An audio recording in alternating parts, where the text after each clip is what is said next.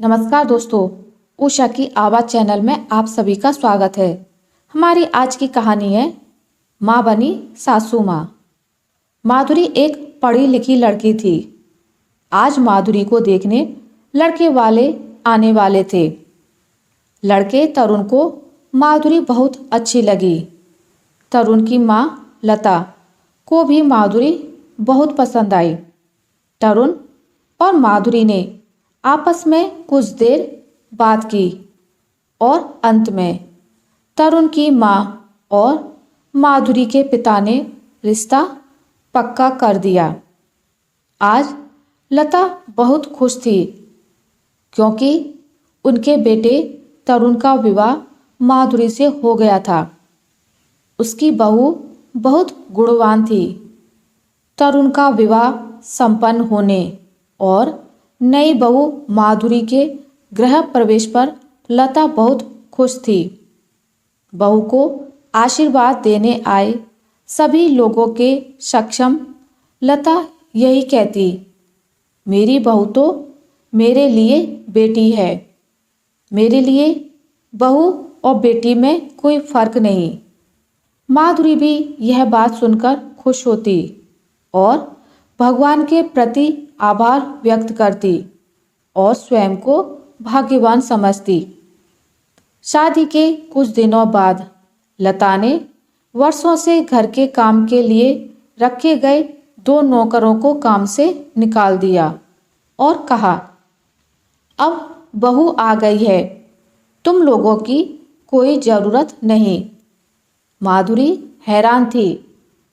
फिर एक दिन लता ने माधुरी को दिए सभी गहने यह कहते हुए वापस ले लिए कि तुम अब दुल्हन नहीं बहू हो और बहू को सादगी ही शोभा देती है।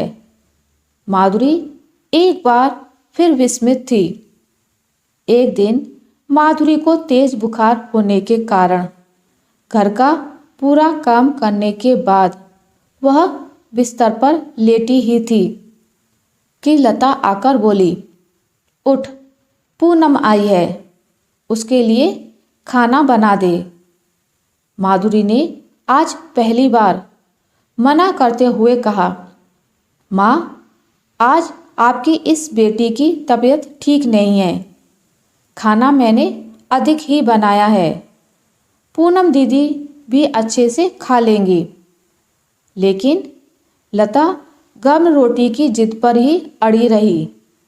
आखिर बहू ने शांत स्वर में कह ही दिया, माँ, मैं बुखार से तप रही हूँ, चक्कर आ रहे हैं। पूनम दीदी कोई मेहमान तो है नहीं, यह तो उनका अपना ही घर है। बहू की बात सुनते ही लता बरस पड़ी। तुझे यह देखकर लाज नहीं आएगी कि वह काम करे और तू आराम? आखिर वह मेरी बेटी है और तू बहू है। तुझ में और उसमें बहुत अंतर है। इस बार माधुरी चकित नहीं थी क्योंकि वह समझ चुकी थी कि माँ अब माँ से आगे बढ़कर सासू माँ बन गई हैं।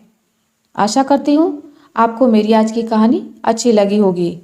अगर आपको मेरी ये कहानी अच्छी लगी है तो इसे लाइक करें, ज़्यादा से ज़्यादा शेयर करें और अगर आप मेरे चैनल पर नए हैं तो इसे सब्सक्राइब करना ना भूलें। मिलते हैं एक नई कहानी के साथ, तब तक के लिए नमस्कार।